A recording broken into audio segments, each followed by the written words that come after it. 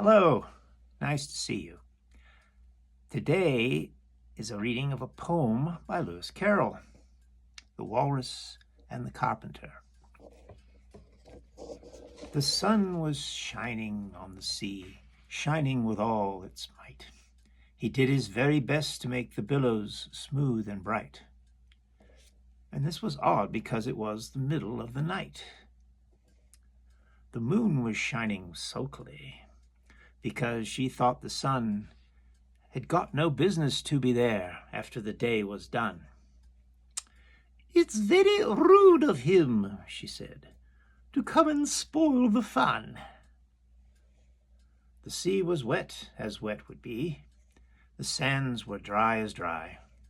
You could not see a cloud because no cloud was in the sky. No birds were flying overhead. There were no birds to fly. The Walrus and the Carpenter were walking close at hand. They wept like anything to see such quantities of sand. If this were only cleared away, they said, it would be grand. If 7 maids with 7 mops swept it for half a year, do you suppose, the Walrus said, that they could get it clear? "I doubt it," said the Carpenter, and shed a bitter tear. "Oh, oysters, come and walk with us," the Walrus did beseech. "A pleasant walk, a pleasant talk, upon the briny beach.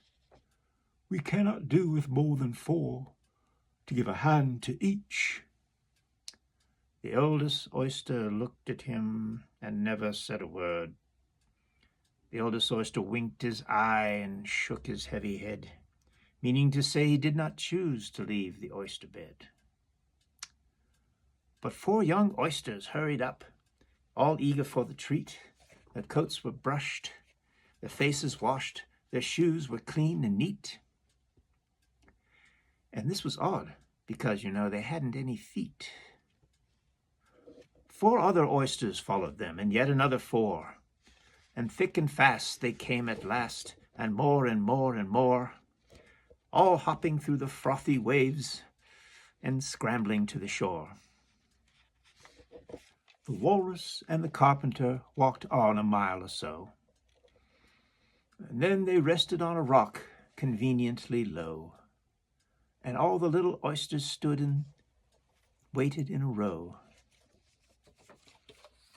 "The time has come," the Walrus said, "to talk of many things, of shoes and ships and sealing wax and cabbages and kings, and why the sea is boiling hot and whether pigs have wings." "But wait a bit," the oysters said, "before we have our chat, for some of us are out of breath, and all of us are fat." "No hurry," said the Carpenter, and they thanked him much for that. "A loaf of bread," the Walrus said, "is what we chiefly need. Pepper and vinegar besides are very good indeed.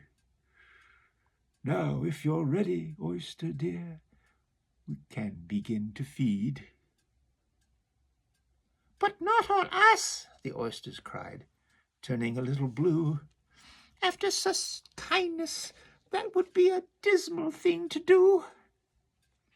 "The night is fine," the Walrus said, "and do you admire the view? It was so kind of you to come, and you are very nice."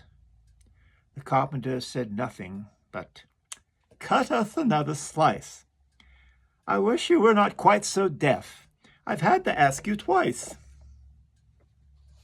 "It seems a shame," the Walrus said, "to play them such a trick, after we brought them out so far and made them trot so quick." The Carpenter said nothing, but "The butter's spread too thick." "I weep for you," the Walrus said. "I deeply sympathize. With sobs and tears he sorted out those of the largest size. Holding his pocket handkerchief before his streaming eyes. "Oh, oysters," said the carpenter, "you've had a pleasant run. Shall we be trotting home again?" But answer there came none. And this was scarcely odd, because they'd eaten every one. How sad. Well, thank you very much. Good day.